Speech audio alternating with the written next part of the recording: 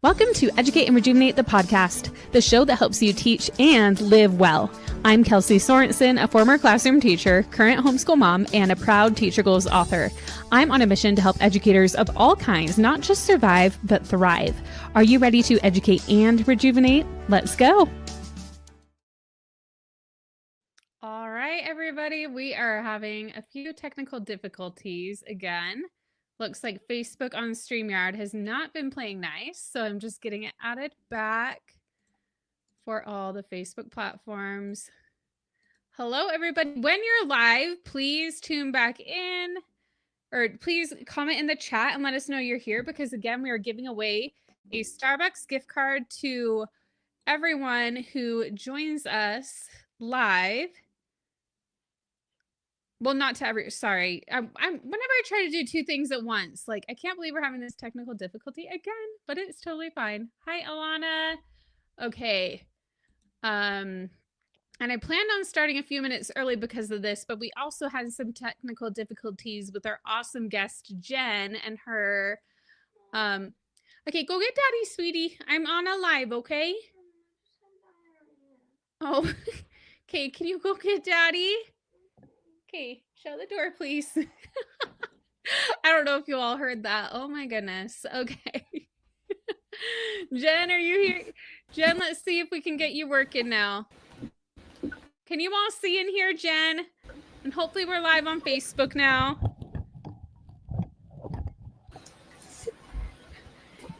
Hi, sweet. Okay, I need you to go get daddy, okay? Okay, shut the door. Shut the door. I need to go lock that door quick. Hello, everybody. Thank you for coming in. We have had some technical difficulties this morning, both with getting streamed on Facebook. And can you all let us know in the chat if you see Jen, if you hear her? We've been having some issues getting connected this morning. Jen, can you say something to everybody?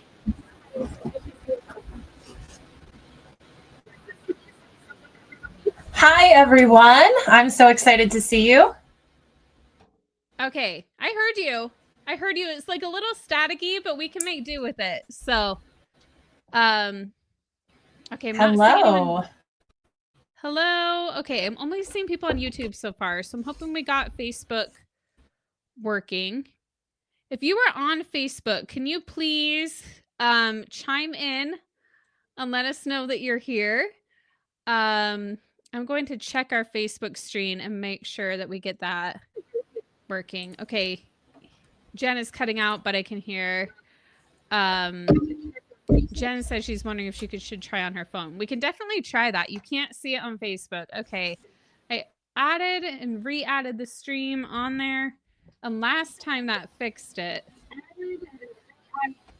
Let me look on Facebook and see what we can do to fix that. All right.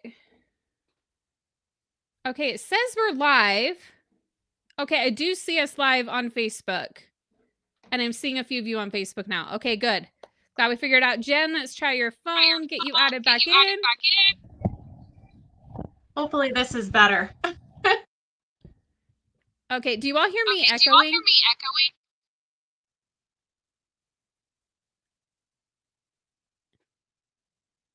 I feel like I'm echoing. Do you hear me like two times, Jen? No, I only hear you once.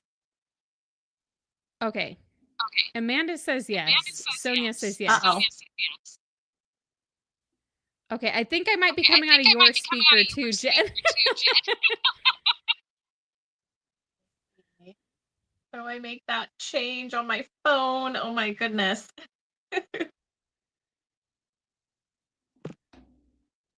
No.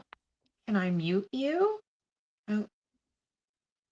Oh, but then will you be able to hear me? I know, right? Sorry, everybody. We got together early to figure this out, but then we might need to do. I might need to do a little bit even earlier with future guests. I even have the echo cancellation turned on, which. Let me see if I can do it on my end somehow. Oh, I have it turned on my. Okay, that seems better. Oh, Okay. no, it doesn't. Darn it. Oh, no. Do you happen to have AirPods or anything? Yes. Yes. Give me 1 second. Okay.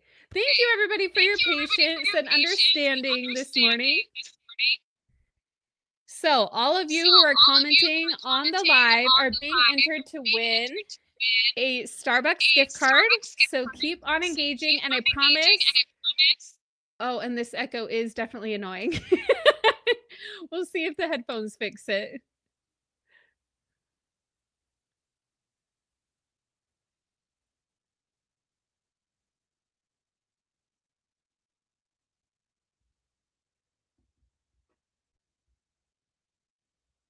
Yeah, Sonia says things happen. Okay, I'm not hearing the echo anymore. But Jen is frozen for me. Is she frozen for everyone else? Okay, now you're back. Is there still a weird echo, or are we good? Okay, let me talk. Okay, I don't hear an echo anymore. Can you hear me? Yes, I hear you fine. Oh, amazing. I think we're good to go. Yay. Thank you, Jen. Thank you. I know it's like stressful when you're live and like trying to troubleshoot something. So thank you for doing that for all of us so we can get going with this awesome episode, because we have some awesome things to talk about today. We are talking about how regulation is one of actually the most important things of like classroom management. So Jen, do you first want to tell everybody a little bit about yourself? Absolutely. So, hello, everyone. My name is Jenn Adams. Trying to get my camera a little more centered here because now I'm on my phone. My setup's a little different, but I am so excited to speak with you all today. I am a special education teacher turned instructional coach. I'm the founder of Teach Love Autism, which is filled with resources and information for families and teachers looking for more support in their classrooms. I've pretty much taught every grade level from pre-K to 12th grade in both general and special education classrooms. And I love taking practical and real life resources and applications and helping teachers and parents to bring that to what they're doing with their children and their students. Yes, and I am so excited to talk about all this today and just to have you here and for you taking the time to be here on the Educate and Rejuvenate Summer Sips podcast series. We are so thrilled to have you. Let's talk a little bit about our topic today. So we are going to talk about emotions today, which those of you who know me know I love talking about this. And Jen, I know you love talking about it as well. But we are talking about emotions not only when it comes to ourselves, also our students, and it really goes hand in hand. But let's just start with some real life stuff. How do you typically notice when emotions start to take over in the classroom? Sure. So I think that there are some definite physical signs or things that we can kind of see.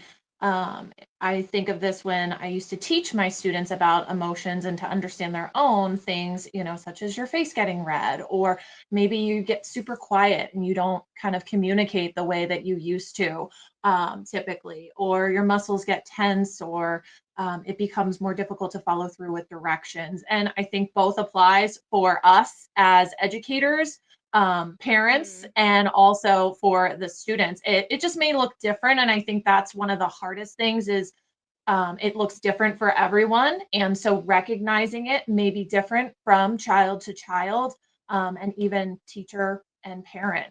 So that's something to keep in mind as well. But just being able to identify kind of what that is kind of your first step.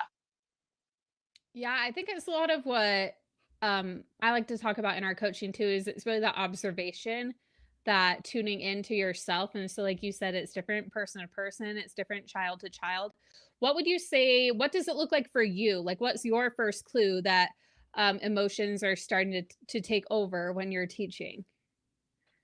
I would say that typically I might get a little more short with my answers to things. You know, if a student's coming and asking me a question, maybe I've been asked several times. So we all know that feeling, right? Even as parents, you get asked the same Yeah. question over and over and over.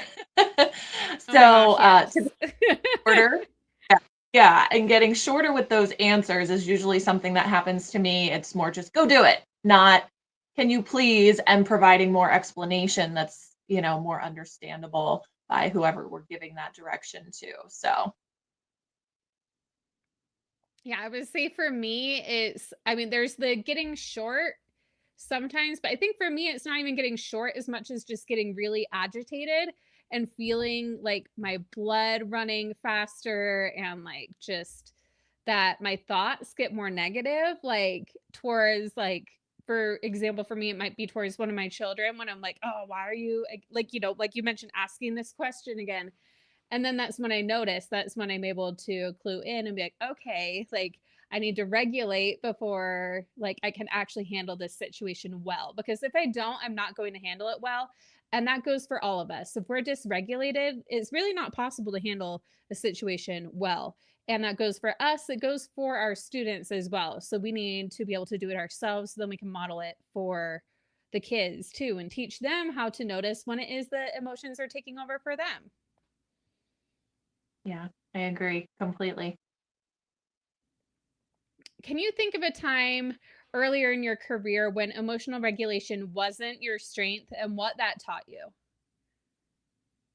Yeah, so actually, probably from my first year of teaching, I was a general education first grade teacher, and lots of any teachers that have worked in those early childhood years knows there's a lot of moving pieces, a lot of things going on, a lot of questions being asked, a lot of directions not heard. You're repeating yourself a lot, and you know in those moments, I found myself sometimes reacting, getting frustrated. Maybe I was typically a person that I could try to keep myself together in the moment, but I'd find myself at lunch, maybe crying in my classroom or confiding in a mentor that I had that was wonderful and just saying, like, I don't know what to do. I'm trying all of these things. It feels like I'm going to pull Mm-hmm. my hair out.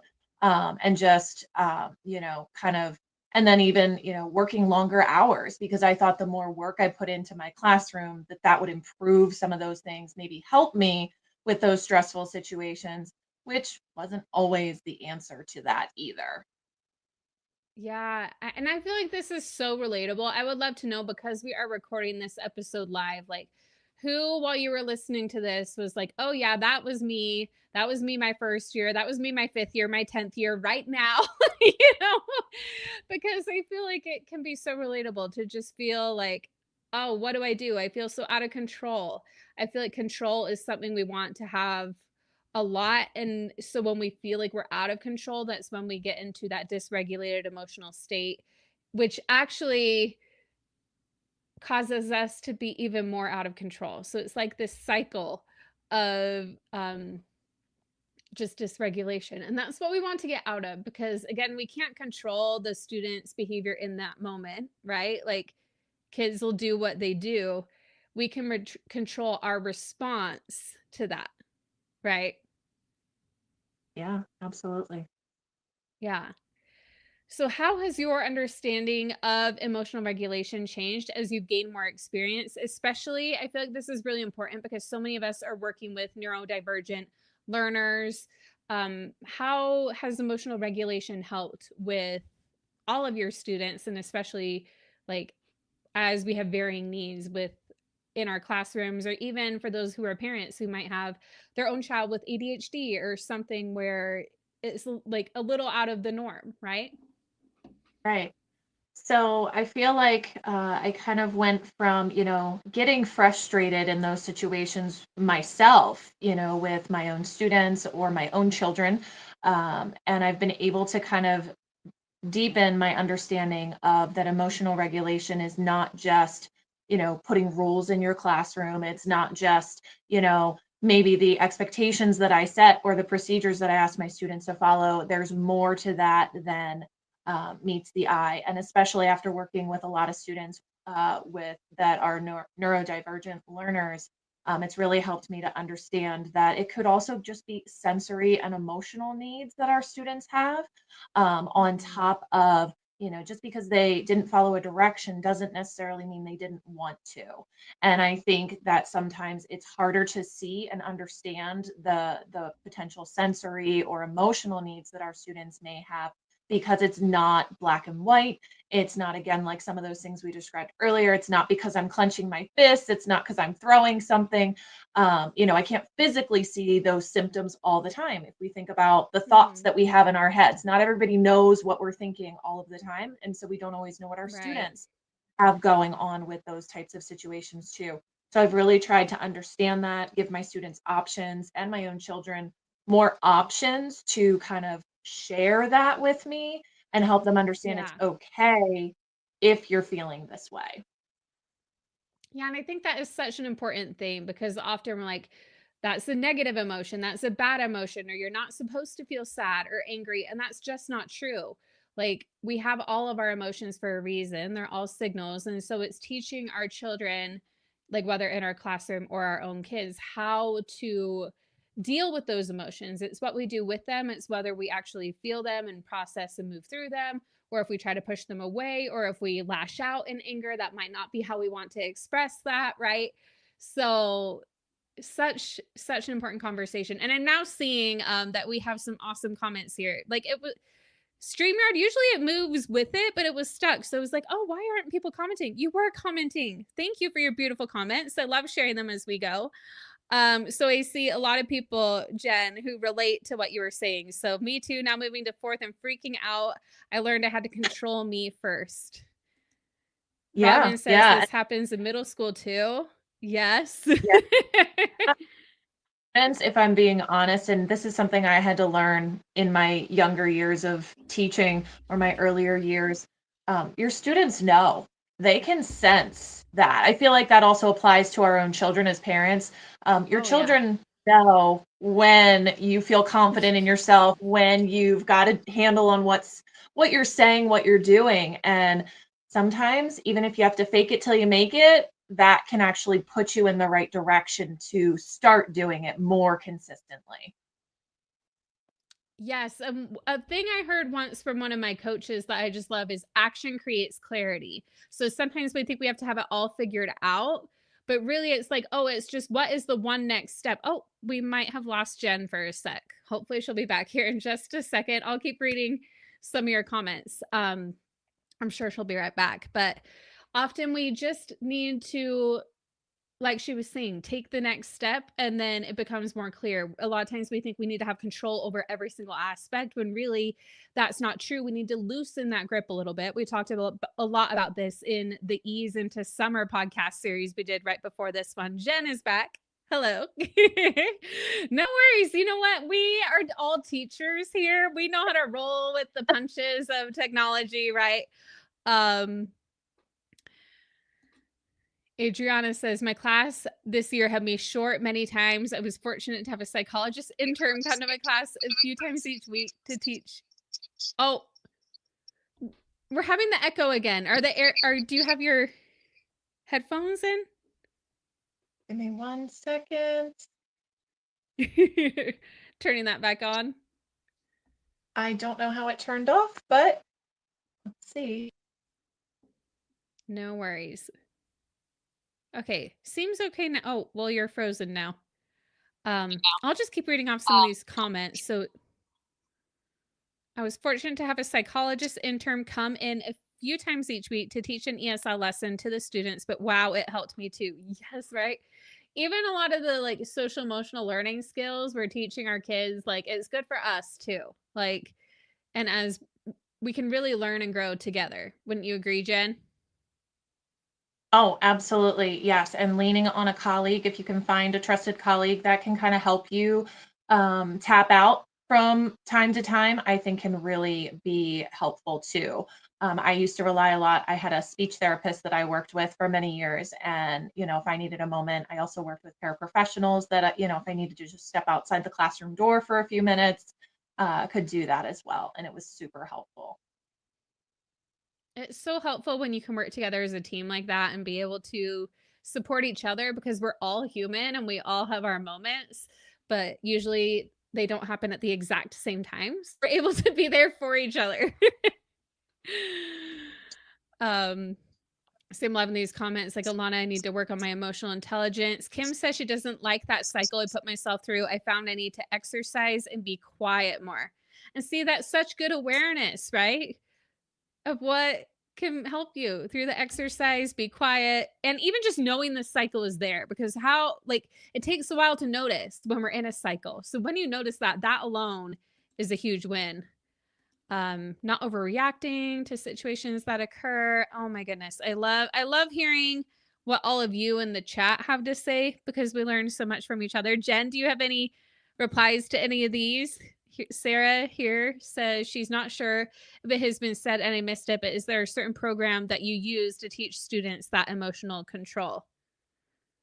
So I will honestly say I have not found something that I specifically use. I've kind of taken pieces of different things here and there and kind of put them together. And a lot of the emotional regulation resources I used in my own classroom, I actually made myself because they were so personalized. So, Sarah, you may have missed this in the beginning because I did share about how addressing some of this is very student specific or even for ourselves, very different from person to person.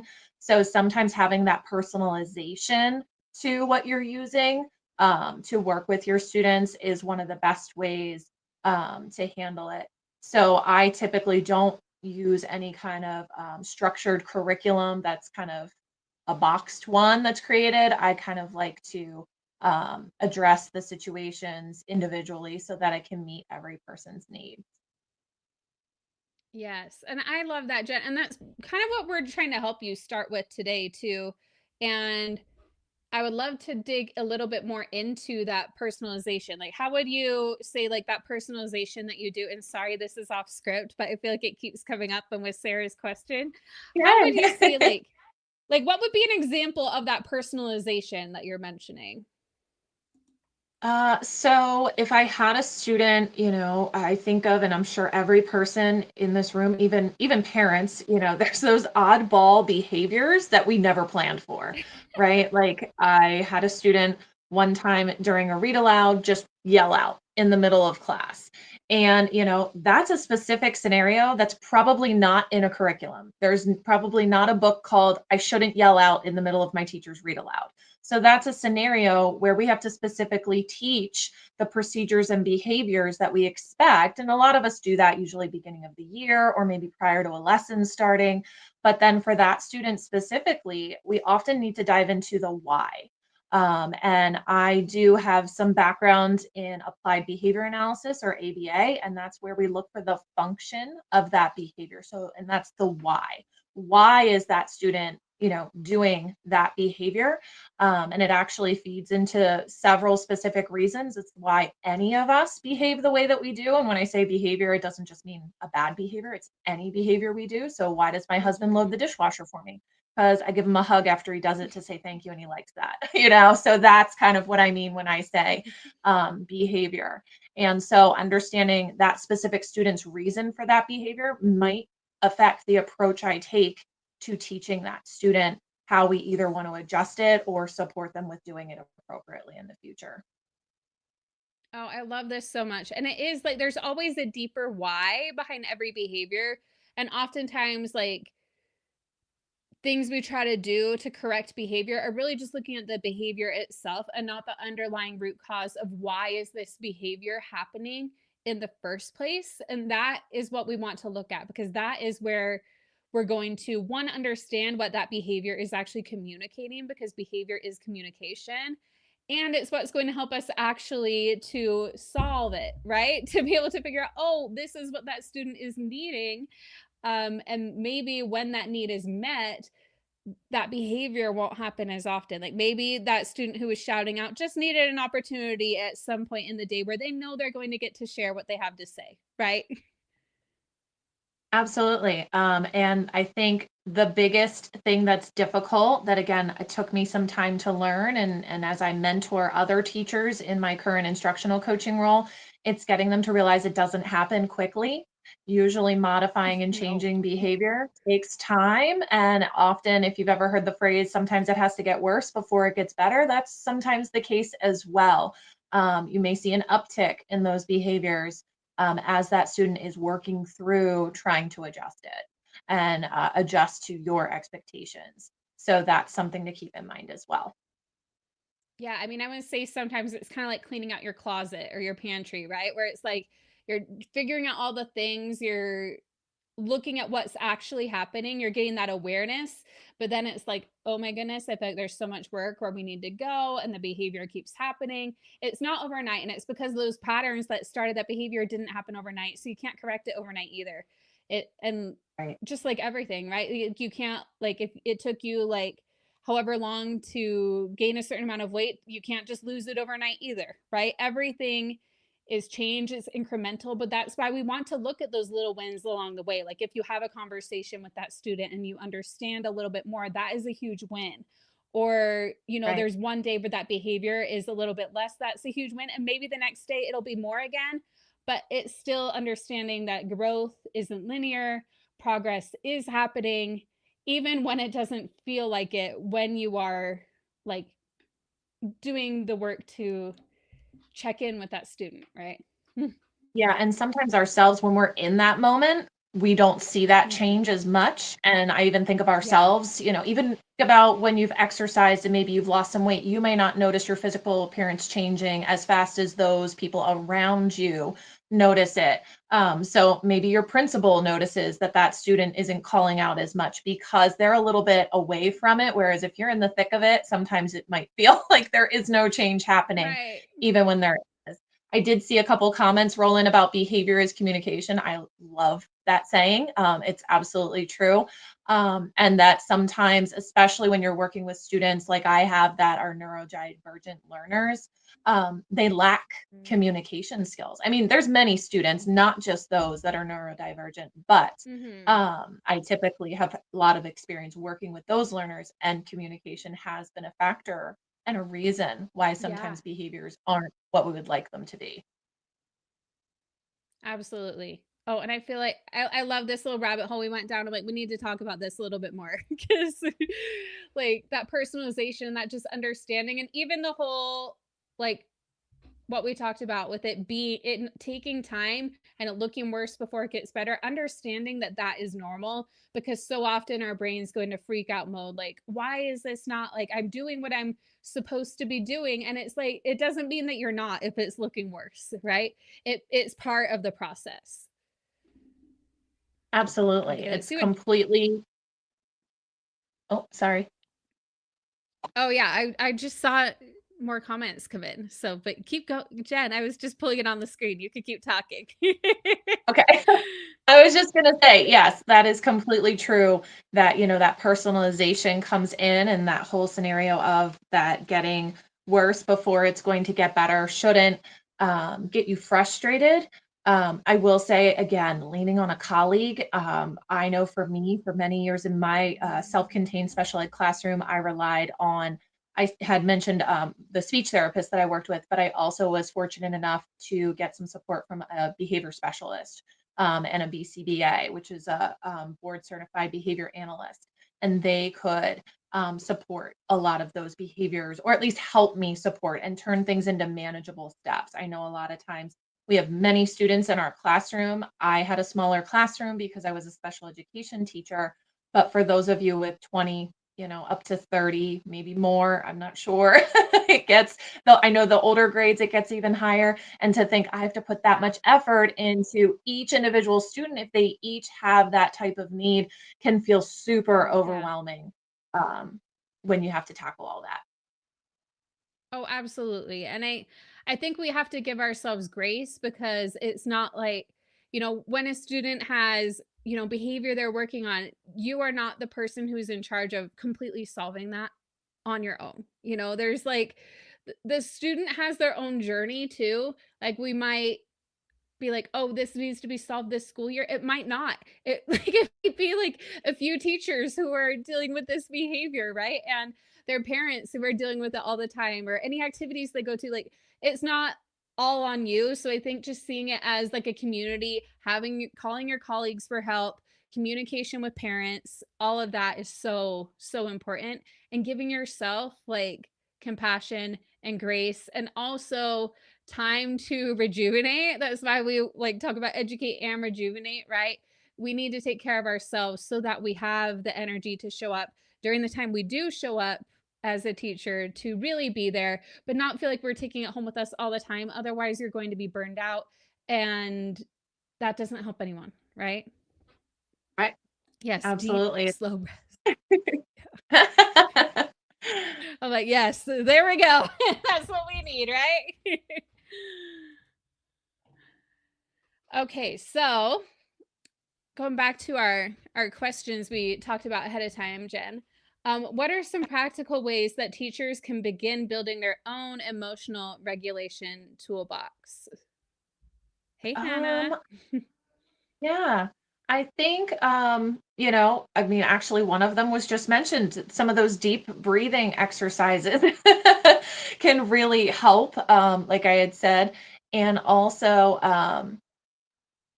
finding just times in your day where you can step away from things when you need to get that break. I know for some of us, it's hard to get a lunch break. Sometimes it's hard to get a planning time or something like that built into your day. But if you can stick to those as much as possible, I think those can provide you with some breaks. And I also think when you can identify your own, triggers or things that are going to kind of upset you or kind of push you, being able to kind of step away, even if it's still being in your classroom, but just stepping away from the situation, and being able, I think it's awesome when you can actually show your students some of that. Honestly, I know some teachers are I like, oh, I don't agree. want, they're rattling me, or I don't want, but I think it's a great learning experience. And I think if you're willing to be vulnerable in front of the students, show them I make mistakes too. This is how I'm handling it. It's a great learning opportunity. And for, I believe it was Sarah that asked about a curriculum. Like, that is your curriculum right there, that modeling that you can do for the students. 100%. And I think it's so important to show them, like, yeah, when you make mistakes and we own up to it, like that too. And also just that I'm human. I have emotions. I get dysregulated. And here's what I do when I'm feeling those emotions come up, right? And one thing I always love to mention too is even building in regulation throughout the day. Like, oh, or if you're feeling dysregulated, okay, we're all going to take some deep breaths together. And you know what? They love it. Like, the kids love it, and it helps everyone. Like, so you can even bring them in with you.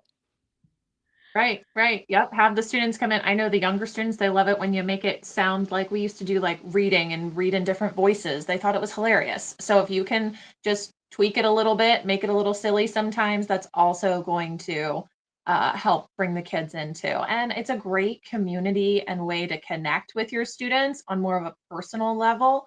And I think sometimes we're missing that in our classrooms.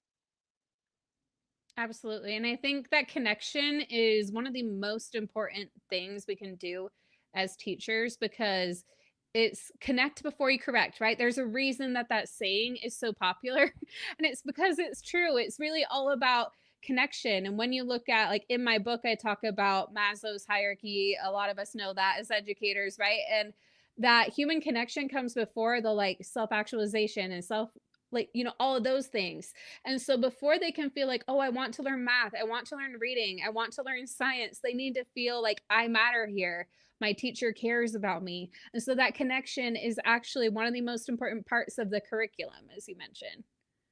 Right. And actually, a saying I've always liked is that whole concept of, if you aren't meeting those Maslow hierarchy of needs, then you can't move on to Bloom's taxonomies. You have to Maslow Exactly. before you can the saying. Oh, people are putting it in the comments. You guys knew what I was going to say. I know. You can tell we got a virtual room of educators here, right? Like, But again, we all, even though like a lot of times we're like, oh, I know this, I know I need to regulate, I know my students need to regulate, I know behavior is communication. We need those reminders. We need to circle back to that, even when it feels like, oh yeah, I know this. It's like, but are we living it, or are we still not like how, like, even as a coach myself, how often am I like, oh, I tell my husband, like, you're not doing what you tell your people to do. I'm like, oh yeah, good point. Like, I need to regulate. I need to take breaks. I can't be working all the time, right? So we need these reminders. We need to get back to the basics, and our students need it. They need us to be able to focus on these things with them. Yep, absolutely. Oh, I love this comment. A warm cup of coffee and a quiet moment help me reset so I can show up with the energy, joy, and better connection for students. Absolutely. And just because we are their teacher doesn't mean we are their person and someone that they connect to and help them regulate. I have my person at school too. Yes. I love seeing the participation. It's so fun recording these live. Yes, everybody is being very insightful this morning, and it's great to have this. So Jenn, when you feel yourself getting triggered in the moment, what's your go-to strategy in real time? So the first thing I try to remind myself of is to not take it personal. I think sometimes, especially in those moments where it's tough and we're feeling kind of that stress, that's one way many of us can kind of lean is, dealing with a difficult student or child or even a difficult coworker. We might tend to take things more personally. And I always try to remember the phrase of they're not giving you a hard time, they're having a hard time. And even that for myself. So I try to remember that first off, let's take that personal side out of it, even if a name calling was going on or some other personal attacks or words are being in there, whatever, whoever you're working with, whether it's a fellow adult, coworker, or a child, that personal piece needs to be separate, and that can be really hard. And then, like mentioned earlier, taking some deep breaths and even trying to step back from that moment. I think a lot of times we tend to find ourselves in heated situations, saying things we don't mean, doing things we didn't mean to do. And so sometimes the easiest thing I've ever found for myself is to get a little quiet, which sometimes upsets other people, but that's my way. I'm just going to kind of hang back here for a little bit, and then I can come back and maybe have this conversation, once tension has gone down a little bit, and then go calmly into a conversation of how we can problem solve from there. Yeah, and that's actually a really healthy thing to do, to step back and be like, I need a moment, right? To be able to regulate. So then you're creating that space between the stimulus and the response, right? You're able to then choose how you want to respond instead of letting your dysregulated state choose for you. So it's a really good thing to do. And if you're in, like, because if you're dysregulated, you might be in fight or flight. And that actually is sometimes what we need to do is move our bodies. And so if you're actually moving yourself out of the situation, even if it's just into like a corner of your classroom for a second, like, to regulate, you're able to get away from it. That's what your body is wanting. And you're helping your body see that you are safe in this moment, taking that moment and then deciding how you want to respond and coming back to it. And that can be like less than a minute, right? It can be a very quick little, and often it needs to be. Sometimes like you don't even have that long. Like it's like, I just need to take a few grounding breaths and that's all I got, but yeah. Do you have any routines or systems that help you regulate before the day even begins, or even throughout the day? Like I mentioned before too. Yeah, I mean, I have kind of like a morning routine. I feel like, a lot of teachers, while we love our classrooms to have routine, we also thrive on routine usually as well. It's just in our personality for the most part. I kind of usually like to get up a little earlier than I need to. One, it helps if anything happens that I need to take care of and gives me that time, because I never like it if I'm behind or running late. That just throws me off completely. So I often will, I'm the person that'll leave, 45 minutes ahead of when I'm supposed to make up for possible traffic or an accident or something. So I do the same with my morning routine. I get up earlier than I really need to. And I take some me time a little bit. Like usually I'm by myself. The rest of my family's not awake yet. So that gives me a little bit of time to kind of just be in myself. I love the early And mornings. I did not used to, yeah, but when you realize that you get your time, like it is the yes, best. yes. Now that doesn't mean I'm not going to bed very early to make up for that. But yeah, and then when I would get to my classroom, I was always one of those teachers that got to my classroom early. Now I didn't usually stay late. I usually left right when it was my contract time. But that early morning was my time to focus, set up for the day, and that always made me feel good because again, I didn't feel rushed. I didn't feel unprepared. Yeah, and it's so great that you figured out what works for you too, and like that, slower morning time for you, getting to school early but not staying late. I think it's smart to pick like maybe one or the other that works for you, because so many teachers it's like they go in early and stay late. How long until everything is done, which is never, right? So it's kind of like this is what I do, this is my routine. And then I leave at contract time. Like I just loved that call out of like that is when I leave, but then I have this morning routine that helps me feel regulated and grounded and not rushed before the day even begins, which I love. And any of you could find your own version of that, whether like maybe you're not a morning person and you don't get up as early as me and Jen, like getting up and doing a routine before work. But it can't, like a routine can be very simple. You can have a routine like in Atomic Habits. They talk about it like in 3 minutes, you have your routine, right? So again, you can create a version of that that works for you so you don't feel rushed as you get started into your day. Because I know when I do wake up later and I'm like, oh, I have something right now I need to get to, it does feel a little rushed. And so even if you can find just that few minutes, it can make such a difference. Yeah, for sure.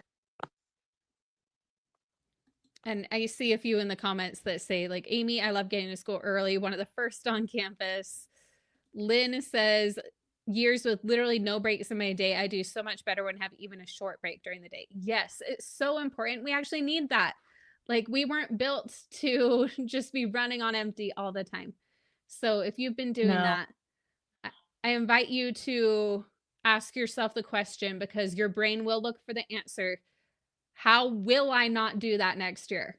Because just decide now you're not going to do it. So let your brain start solving the problem. How are you not going to do that next year? What am I going to do instead? Let your brain start looking for answers to that. Yeah. And I actually think a lot of teachers try to only look to themselves for that answer. So, and what I'm getting at is your school, did you ever take the time, if you're not getting a duty-free lunch or you're not getting that planning time or even a short break to use the restroom throughout the day because you have no breaks? Have you ever asked your principal or your supervisor for that break? Maybe they just don't know you need it or that you're not getting it. My first year or two when I was young and, didn't want to look like I needed a lot of help, I didn't say anything. But then as I got further into my experience in teaching, I realized I needed like at least my lunch, to step away from everything and get that break. And sometimes it's just asking. I realize it's not the same situation for everyone. It's a little bit different depending on, who your principal is or who your administrator is. But sometimes it's just as simple as asking, and they can find a way to get you that. And sometimes they don't know that that's happening. So, Yes, absolutely. And I think that, and that is a big part of it when we're like, how am I going to do that? It's like, how am I going to get that support, right? Like who do I need to talk to? Is it your admin? Is it just the teacher next door? Is it like, or again, if you're like a parent, is it like another mom who you want to like maybe trade off with your kids, like, so just like exploring all the different options. And again, it's not that you have to do it all yourself. We're doing everything in community, right? That's what we're doing here, even on this podcast today, right? Is we're here supporting each other. Jen's offering awesome advice. All of you are offering awesome advice to each other in the chat. It's really a whole community feel we've got going on here. Okay. Oh, and Jen, we are just having so much fun. I can't believe it's like, do you have a hard end time that you need to be done by? No, I'm good. I'm good. Okay. Let's see. Let's talk about how can we, I do think this is an important one because again, we're not perfect, right? So how can we repair with students or even our own children after a moment where we reacted from a dysregulated state? So we weren't regulated, especially if we are trying to model that ourselves and we find ourselves in a time where we didn't. How do you repair? Yeah. So I think one of the biggest mistakes we make, so I'm going to start with the how not to do it, is to just ignore it and pretend it didn't happen, right? We addressed a behavior, Right. it got heated, or we got heated and we never go back to it. When it's working with the child that was involved, whether it's at home or school. So that's the do not. I cannot say I've ever been perfect and not done it myself. But really, if you're going to repair, I think you need to acknowledge the moment. Obviously, apologizing goes a long way with that as well. And I think even if you can explain what happened and maybe why it happened. And this takes some reflection, right? We may not know, you may not be able to do this right away after something happens. It'll take you some time to reflect on what it was, and it might take some time to come back to and have this separate conversation, whether it's with your whole class because it's something that happened in front of all of them, or with an individual student or your child at home. I think though then it's also good to discuss, how are you going to move forward? What are you going to do to maybe try to prevent this from happening again? What are you working on? And even there, is there anything that other person that you're speaking with, trying to repair with, is there anything they can do to support you? It would be great if next time, if you see, Mrs. Adams getting frustrated, can you guys raise your hand and tell me to take a deep breath? Something like that. And your Right. kids will happily do that in your classroom. They'll look for opportunities to do that. They love being helpers. Additionally, just also then going outside after that, after you have that conversation and you address it, I think then it's also about accountability. Am I actually doing what I said I'm going to do after that? So I feel myself getting frustrated a few days later after we've repaired and talked about it. Am I actually doing what I said I was going to do to show that I'm willing to work on this if it's not one of my proudest moments and, I need to fix something. So that accountability will also reinforce and model for your students and for your children as well. Yes, I find that so often we like the natural thing is like, oh, like let's just move on from that. But when we do that repair, it actually strengthens the connection. Like sometimes I find if the repair is really great, it's almost like an even better lesson because they learn so much from that. We learn from that. And it shows them how they can repair. Like you said, it's another modeling that we can do. So, I mean, we're going to slip up. All of us are going to. Like next school year, we're going to have a time where we react from a dysregulated place. And so it's deciding like, oh, this is what I'm going to do when that happens can be really powerful. So then like you already know, I'm going to apologize. I'm going to acknowledge it. I'm going to I love what you added about asking them how they can help, like having them raise their hand. Almost like, do you have an Apple Watch where it like will tell you like, hey, you might need to do some mindfulness right now? We can have our students be the ones to remind us. Right. Kind of turn I love that so that much. Apple Watch being like, you haven't gotten up and around for a while. Go for it. Right? Oh, I know. Okay, I'm gonna pick one final question before we do the fun wrap up ones. Does that work for you? Great. Okay. So what advice would you give to a teacher who feels like they're trying everything, but the behavior issues are still, they keep escalating? Absolutely. So I'm going to actually kind of go back to a little bit of what we talked about in the heart of this conversation, is don't try to focus on controlling that behavior. We talked a little bit about that as well. Yeah. but try to get to its underlying root problem. And that's that function. So if we can understand why that child is doing what they're doing, I think of a perfect example of, as a mom, you're on the phone and your child, as soon as you get on the phone, it always feels like they need something, right? Or like us right now in our podcasts, our kids need us, in the least convenient time. So like, why are they doing that? Why are they choosing that time? Did we Right. plan poorly? Like, is it their lunchtime, or is it, they just want attention from us? I think of a kid while you're on the phone Mhm. and they're constantly like tugging at your shirt or your pants while you're talking. And you're like, any other time you would leave me alone, but the second I pick up that phone, you're right there. Why is that kind of going on? And usually in most cases, that's an attention seeking thing that's going on. Mhm. And then also, I think being able to prioritize your own emotional regulation is going to help with that change initially. Because if you can keep yourself regulated and calm in that situation, it's also going to help that child to not get as heightened. If you've ever been around someone that's frustrated, you almost feel a little bit of that too. And you might start to feel like you're getting into that state as well, just by being, in that same situation. Again, it can kind of put you in that fight or flight mode, which is never healthy to be in Mhm. all of the time. And so also, trying to remember too that that emotional control really has to come first, like we mentioned earlier, before we're going to dive Mhm. into education or teaching any skills or homeschooling.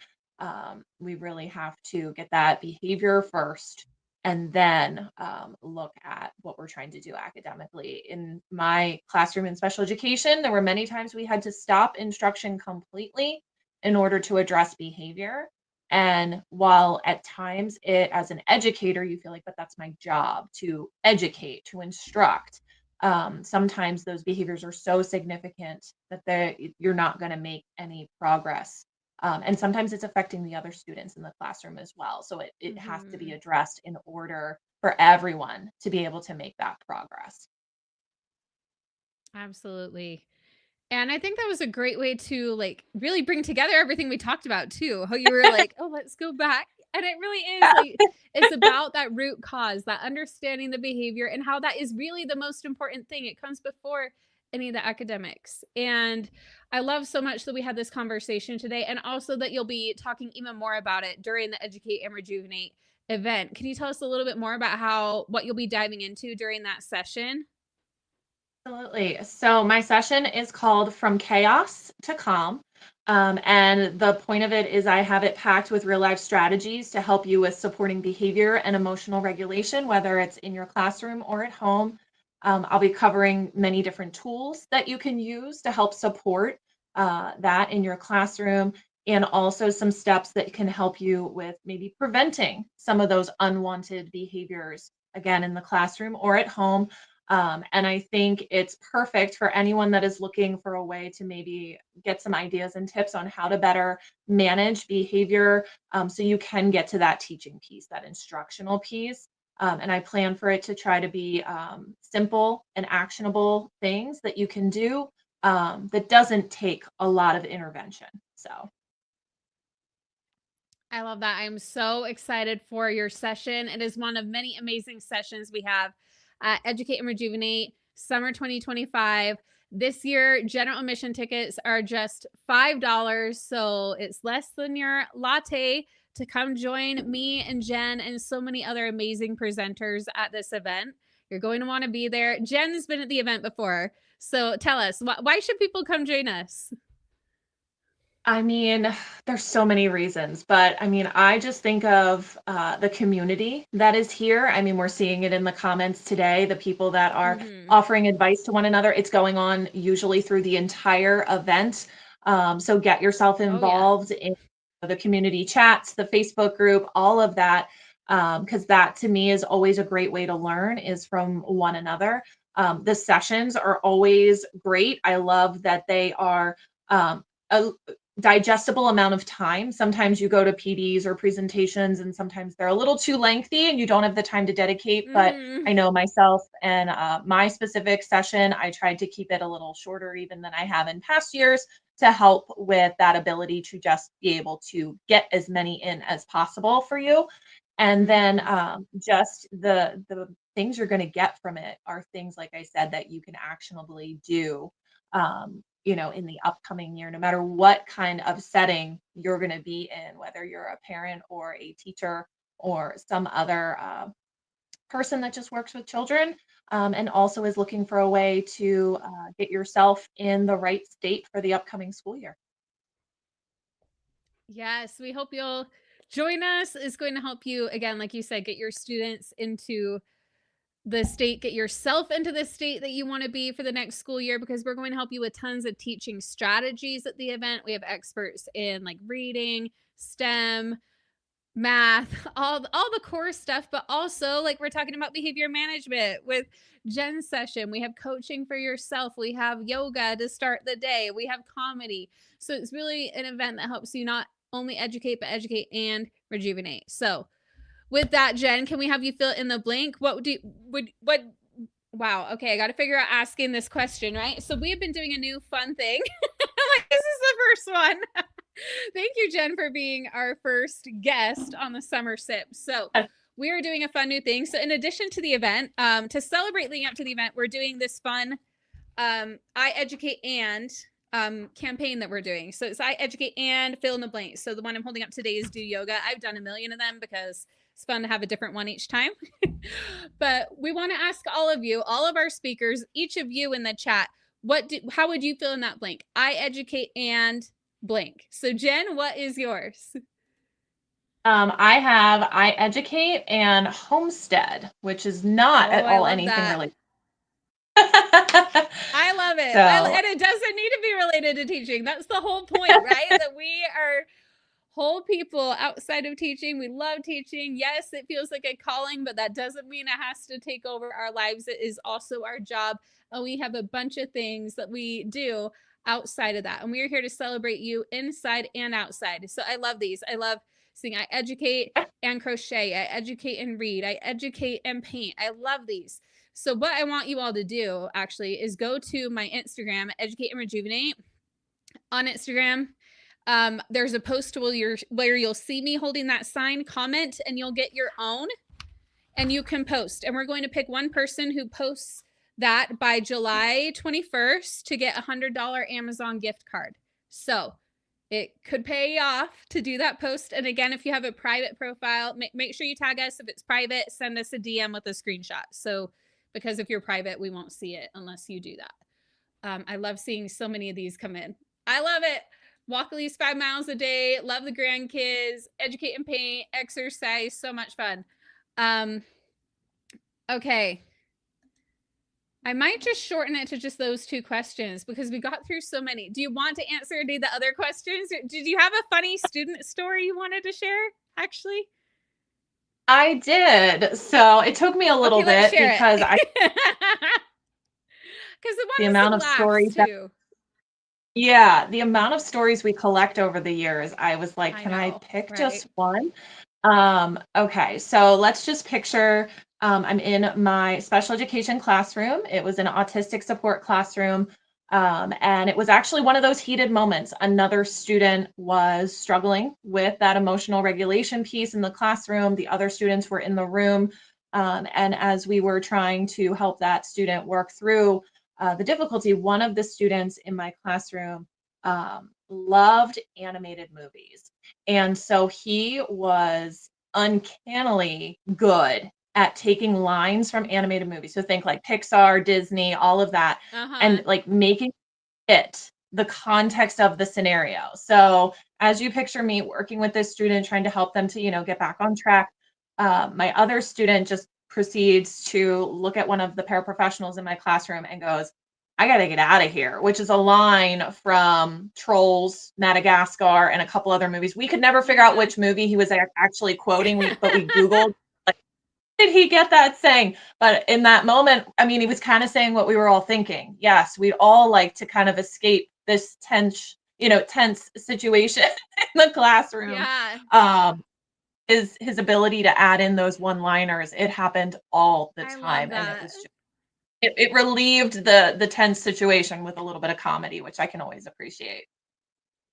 I love that. Kids are the best. I love that, so like a child was doing, like I have a brother-in-law who does that, but like so fun to have a kid in your class doing that. I love that so Yes. much.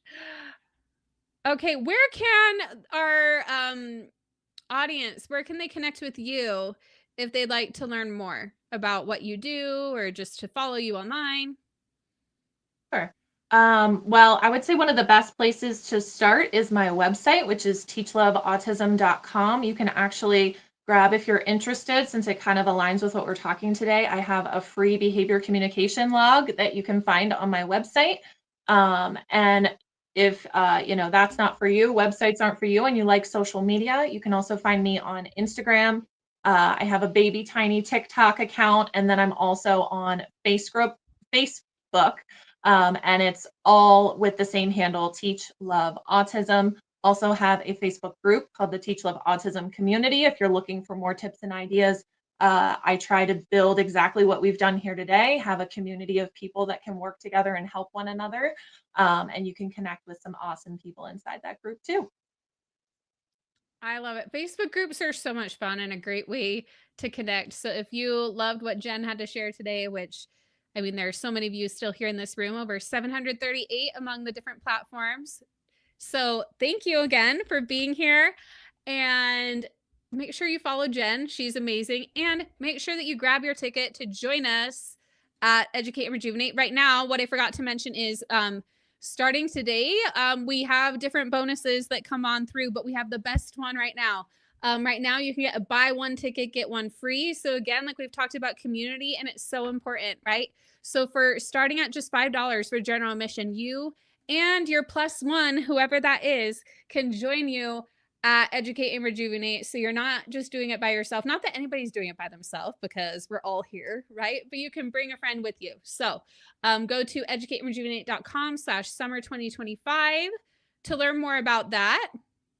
And Jenn, thank you so much for your time and being here today and sharing all your knowledge and expertise. It was so much fun having you here on the Educate and Rejuvenate Summer Sips podcast series.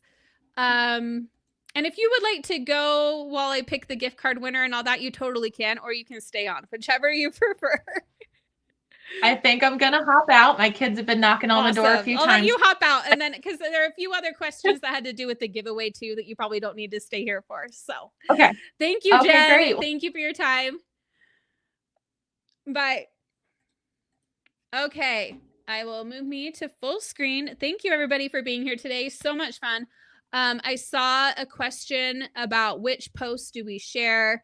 I will answer that quick. And then do not let me forget to scroll and randomly pick one of you as an Instagram, or not Instagram winner. That doesn't make sense. A Starbucks winner, right? Because we pick one at every live. And then sometimes I hit the end button and then I immediately remember every time. Immediately. And then we go into the comments and just pick and tag, but that's not as fun as doing it live. So let me share my screen quick to share which post that you share so you all know for that giveaway. Yes, use operating settings. I'm going to share this screen. Okay. Do you all see my Instagram profile now? No, you don't. There we go. So this post right at the very top that says I educate and write, that's the first one. I have like a million of them here. You will just comment on it, and then our automation should send you the link to download your own version of this sign so that you can do your own post, and all the directions for the giveaway are right here. So just go to Instagram, find that post. It'll tell you what to do. If you have any issues, make sure that you reply "I'm ready" when it asks you to do that for it to send it. I do need to go in and kind of clarify a little bit, which I will do soon. But my calendar said 11 p.m. or 11 a.m. CST. Now I see I missed it. It will be a recorded watch later. Yes, so it will be. This will become a replay immediately. It'll be on YouTube immediately, Facebook immediately, and then we'll get it on the podcast feeds and the app. I apologize for anyone who was on the ad event calendar. It was correct on YouTube and Facebook and our emails, but I realized our calendar it's because I set it up while I was traveling. And so I didn't realize that it was doing it wrong. So I apologize for anybody who had the Advent calendar and it was the wrong time. I'll make sure that that is not the case for future episodes. Okay, so hopefully that helped with which posts that you share.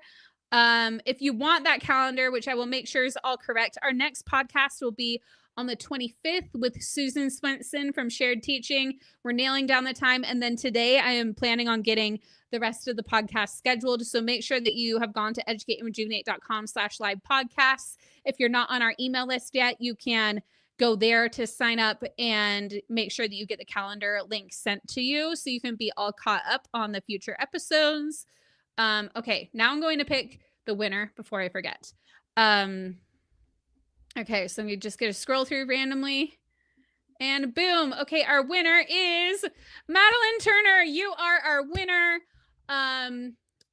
So Madeline, please email us at hello@educateandrejuvenate.com to claim your Starbucks gift card. Thank you for being here. We're so thrilled that you were here. And again, we will pick a winner at each of these giveaways. So, or each of these podcasts, we will pick a winner for the Starbucks gift card. So thank you all for being here. Let me see. Is there anything else any other questions or anything that I missed? Okay, I got the Starbucks winner. We shared the calendar, shared the post. I would definitely say last but not least, I will share again, if you have not yet, I would recommend right now going to educateandrejuvenate.com/summer 2025 to grab your ticket to Educate and Rejuvenate this summer. You can join us with general admission as low as $5 for a general admission ticket, and you get buy one, get one on the ticket that you buy. So again, you can come down. There is general admission or platinum pass. You can scroll through the page and learn more about the different options and how amazing this event is going to be. Like I said, it's not just to help you teach, it's to help you thrive inside and outside the classroom. And then a question I've been getting from, I see some of you who are club members in the chat, are members of the Educate and Rejuvenate Club get the platinum access as well. So both general admission and platinum access. But that isn't most of you who are here live. So if you're like, I don't know what you're talking about, just grab your ticket to Educate and Rejuvenate to join us. It's going to be such a great time. Right now we have a buy one, get one going on. So I'm not seeing any questions in the chat. Again, go to educateandrejuvenate.com/summer 2025 to snag your ticket. Right now you can get buy one, get one free. So you can bring your friend with you. It is going to be a great time. We've got Anna Kowal, who is a comedian with board teachers. We've got yoga. We've got experts in all the different areas. I will be doing lots of coaching. We're going to have so much fun together. So I wish the algorithm was like TikTok, but still love this. Yeah, this doesn't let us stream to TikTok. So I'm so glad you're enjoying the podcast. All right. Thank you everybody for being here, and I will see you. Our next podcast will be on the 25th. But again, this is just a sip of what is to come at Educate and Rejuvenate 2025. The link of the schedule, if you go to educateandrejuvenate.com/live podcasts, that is where you can sign up to get the schedule link. Our next one will be on the 25th. I'm figuring out the schedule for the rest of the podcast today. So just make sure that you are signed up for our email list, and that schedule will be sent to you. All right. Thank you everybody for being here, and we'll chat soon. If you loved what you heard in this episode, don't forget to hit that follow or subscribe button wherever you're listening or watching. And hey, if you're ready to take this work even deeper beyond just a podcast episode, you'll love the book that I wrote with Teacher Goals. It's called Educate and Rejuvenate, a 3-step guide to revitalize your teaching, renew your spirit, and reignite your passion for life. This isn't just a book you read, it's a whole experience. With your copy, you'll also get access to a full PDF workbook and exclusive reader-only course modules in our mobile app. designed to help you not just consume the content, but actually apply it to your life, even if you only have a few minutes at a time. So if you're ready to make Educate and Rejuvenate not just something you listen to, but a lifestyle you live and a mantra you carry with you every day, grab your copy on Amazon and head to educateandrejuvenate.com/book to claim your bonuses.